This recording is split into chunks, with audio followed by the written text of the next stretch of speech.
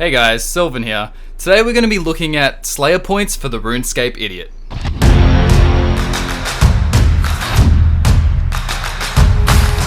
Now today we're going to be looking at how to spend those valuable Slayer points you've been earning. Firstly, I'm going to go through which Slayer master to use, including a faster way to farm Slayer points. Then we'll look at what to spend your points on first, as when you start buying things, there's a bit of an information overload with options, and some people don't know that they need certain items. After that, we'll look at which tasks to unlock or extend once you have some spare points. Lastly, we'll be looking at the thing most people are interested in, which is which tasks to block. This will be more for the medium and higher level players, as the lower level players won't have anything to block yet. I'll also be adding a few extra tips at the end just for Slayer in general, just in case you need a hand with that. Alright, let's begin. Deciding on a Slayer master is actually really easy. To get the best overall experience, points and money, it's best to just use the highest Slayer master you're capable of using. But there is a second method to speed up your points. Every 10, 50, 100, 250 and 1000 tasks, you get a big bonus of Slayer points. This is dictated by the Slayer master you use.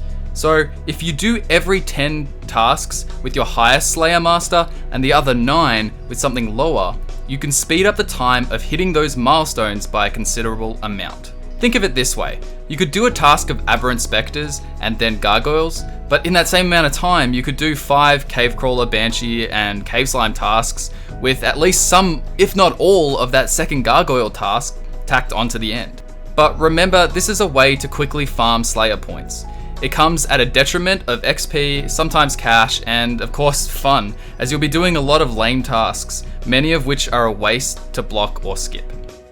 Now let's have a look at what we should be spending our first Slayer points on. Our first main goal is a Slayer helm. You do have to have 55 crafting yourself to make this, but is one of the most worthwhile things to level up, as you'll be using the Slayer helm forever and it will give you a bonus against many enemies that require you to wield a nose peg or a face mask or earmuffs in the head slot.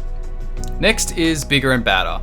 When fighting certain Slayer monsters, it gives you a 1 in 200 chance of spawning a superior monster that, when killed, gives 3 rolls on the monster's drop table and a chance at dropping the super expensive imbued heart or eternal gem.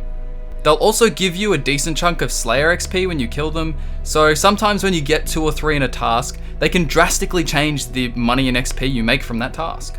The last few high priority items are the rune pouch and the herb sack, which save huge amounts of inventory space and are used in many situations, and a Slayer ring, just one. Although having one ring does sound a bit silly, especially since it's 75 points. After you finish the quest Haunted Mine, you'll want to do the Tarn's Lair minigame. You can use the ring to skip the annoying maze that precedes it, which I personally wish I'd known about earlier. Alright, now we're through the priority purchases, here are some more options once you start getting some leftover points. Once you kill Jad once, Hot Stuff has no downside, because once you get the task, you actually have the option for choosing Jad instead of the normal Tazar task, and you can instantly cancel the task by just walking into the fight caves and walking out. If you actually do want to kill Jad on task, you get a nice 25k bonus for finishing it.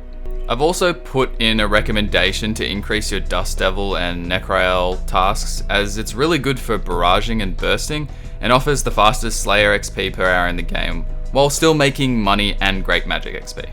Now onto the part that I'm sure everybody's very interested in, which tasks you should be blocking. Now one thing to understand is that blocking tasks that really piss you off is your main priority. For example, I just really hate Zygomites. They're just awful. So there's a big aspect of personal taste. If, for example, you get 10k less XP per hour, but since you really enjoy the task, you do it for a few more hours, you're going to end up with more XP. In my block list, I've taken into account speed, profit, XP, weighting, as some tasks are offered more often than others, and their annoying factor, such as needing a finisher. As there is a big emphasis on customization and personal preference with these tasks, I've listed them into 3 categories. Tier 1 are a mixture of slow XP, low profit, highly weighted, mixed in with a few other awful things such as immunity to protection prayers. Tier 2 a slow but decent cache that may require annoying items that slow down your slaying, and tier 3, a slow but good cache or fast but bad cache. Now, some parts of this list are my opinion, which is why I'm listing a few in each tier so that it can help you make your own list tailored to you. The tasks with the barrage icon mean that they're only worth banning if you're not going to barrage them. Otherwise, they're amazing tasks and earn you huge amounts of XP and cash. I'll briefly go through some of the aspects of each tier just to give you an understanding of why some of the tasks are in each one. So first off, we have Abyssal Demons. They're a very iconic monster in RuneScape and they drop the whip, but their other drops are pretty trash to be honest, and the whip doesn't drop that often, meaning they're a really slow task and they don't make much money. They can, however, be bursted or barraged, but just to break even, you're gonna have to get quite a few extra whip drops on top of your normal ones. Otherwise, you're gonna always end up losing money. That's why they've got half an icon, because they can be sped up, but generally you don't want to have them at all. Hellhounds are pretty self-explanatory as they don't have any drops bar clue scrolls and a slow XP. Greater demons don't drop much and you get assigned them often and in great numbers. Aberrant specters are something I enjoy, but they're very slow, so there's usually a huge number of them to kill.